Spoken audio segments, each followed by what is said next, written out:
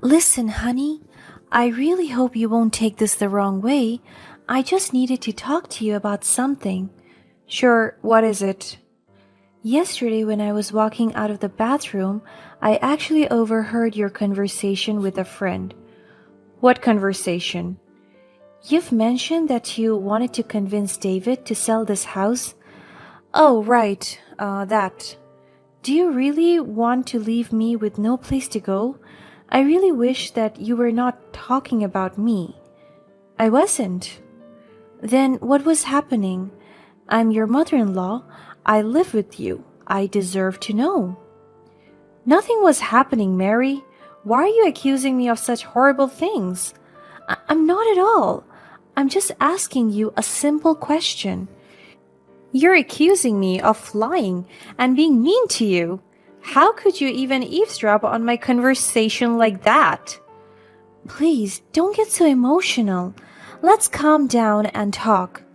No, you're so controlling towards me all the time.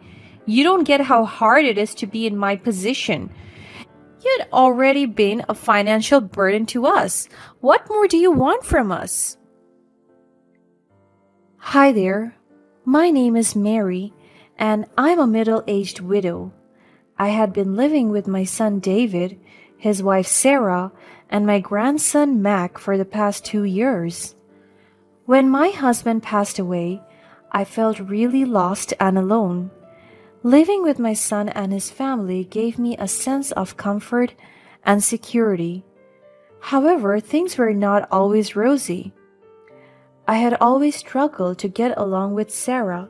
From the very beginning, I sensed that she was manipulative and a little controlling. She would often use her charm to get what she wanted, and I could never shake off the feeling that she was up to something.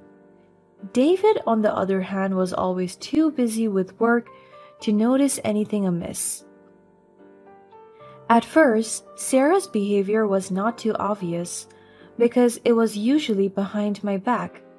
She would also make snide remarks to neighbors about my age and my inability to keep up with Mac's need. Despite all this, I tried my best to keep the peace. I loved my grandson dearly and didn't want to cause any unnecessary tension or drama in the family. Plus, Sarah had never done anything too bad. I blamed her behaviors on the stress she had from work and hoped that one day things would all get better. But as time went by, my relationship with Sarah only got worse and worse. She often did things to make me uncomfortable, intentionally excluding my clothes when she did the family's laundry, or complaining about how she had to do everything around the house when I had forgotten to do a simple task. It was as if she was trying to make me feel like a burden in their home, and I felt like I needed to walk on eggshells around her. Looking back, I do realize that such an attitude was unacceptable because, for starters, I was mainly the homemaker. Both Sarah and David work full time, so I made it my responsibility to help around the house. I would cook meals, clean up the house, and take care of Mac while they were at work. All of that was not enough for my efforts to be appreciated by Sarah. It was quite hypocritical of her because Sarah didn't spend a lot of time with Mac. It was just me, David, and the poor kid most of the time. One day I overheard something that completely changed my perception of Sarah. I was walking out of the bathroom when I heard Sarah's whispers from the kitchen. She probably thought that I was still in the shower. It sounded like she was talking to her friend. No, listen. I'll convince him to sell this house. I've got a realtor ready and everything. He just needs to say yes. I want to move to Seattle and give Mac a better life here. Yeah, oh, you're right. Yeah, honestly, if we could just leave her here, that would be the best. I didn't know what she was talking about at first, but in just seconds I realized she might be mentioning me and the house we were living in at that moment. I was shocked since the house was originally under my husband's name, and It was meant to be for me and my family. After my husband passed away, he gave it to David. Sarah knew that the house was everything I had left. Of course, I had my pension to live off of, but that was not enough for buying another apartment. A wave of sadness washed over me as I realized that I might be forced to leave the only home I had known for the past 2 years. I couldn't believe that Sarah was capable of such a cruel act. After giving myself a few days to calm down and process my emotions, I decided to confront Sarah about her behavior. I sat her down one day and calmly explained how her actions made me feel. Listen, honey, I really hope you won't take this the wrong way. I just needed to talk to you about something. Sure, what is it? Yesterday, when I was walking out of the bathroom, I actually overheard your conversation with a friend on the phone. What conversation? You've mentioned that you wanted to convince David to sell this house. Oh, right, that. Do you really want to leave me with no place to go? I really wish that you were not talking about me. I wasn't. Then what was happening? I am your mother-in-law. I live with you. I deserve to know. Nothing was happening, Mary. Why are you accusing me of such horrible things? I'm not at all. I'm just asking you a simple question. You're accusing me of lying and being mean to you. How could you even eavesdrop on my conversation like that? Please, don't get so emotional. Let's calm down and talk. No, you're so controlling towards me all the time. You don't get how hard it is to be in my position. You'd already been a financial burden to us. What more do you want from us? And then she stood upright before storming out of the room. She had already bursted into tears, and I was left speechless. I couldn't even wrap my head around her accusation. She said that I was their financial burden, which was not true at all. I had been doing so many things around the house and paying for all the groceries. Sure, I didn't have to pay other bills, but wasn't it supposed to be a joint effort? I was tempted to run after Sarah and talk some sense into her, but Sarah was so emotional that I didn't think I could do that without making the situation worse. After the confrontation with Sarah, I knew that my time in their home was limited. I didn't feel comfortable living there anymore and wanted to leave as soon as possible. I decided to move in with my daughter Emily. She lived alone in a small apartment, but she was happy to take me in. I packed my things and said goodbye to Sarah and David. I didn't want to tell David the real reason I was leaving because I didn't want to cause a rift in their marriage. So I told him that I liked the neighborhood where Emily lived better. But I knew Sarah had a good idea of what was happening. Still, she didn't even try to apologize or make amends. But I was done with her toxic behavior. I left without looking back.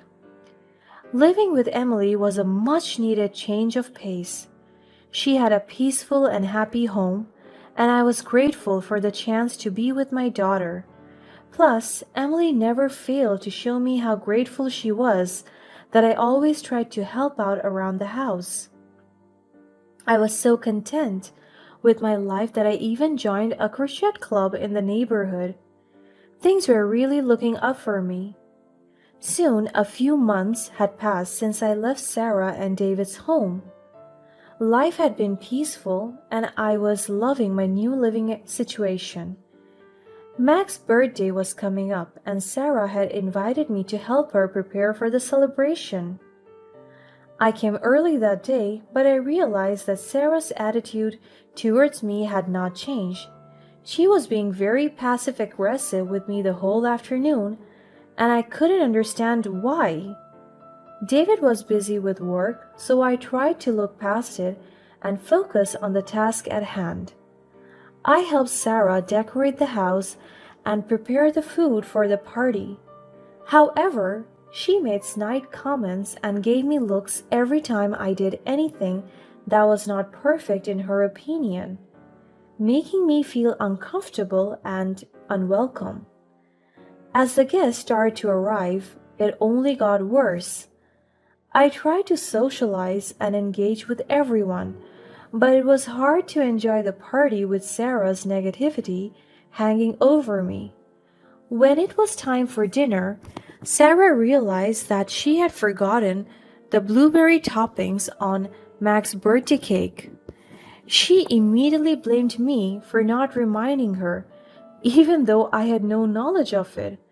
I could sense that the other guests were starting to pick up on the tension in the room. I decided to take a step back and try to calm down, joking about the whole situation to lighten up the mood. I could see how the family tried to laugh along and ignore the ticking bomb that was Sarah's temper. Sarah ran into the kitchen with the cake, trying to come up with a solution to replace the toppings. I was after her and wanted to help, but as soon as the two of us were in the kitchen together, Sarah couldn't hold back her built-up resentment towards me. "Stop it, Mary! You're only making things worse." "Calm down. We can figure this out together. You don't have to be mad about something so silly." "Silly? You know Mac loves blueberry. How could you call it silly?" "I mean, it's just toppings, right? It's fine. I'm sure he wouldn't even notice." "Oh, really? Of course you would say so. You had never wanted to be more helpful. I always have to do everything." "Excuse me? I really don't appreciate it. I was here to help you all afternoon." "And what did you manage to do without me, really?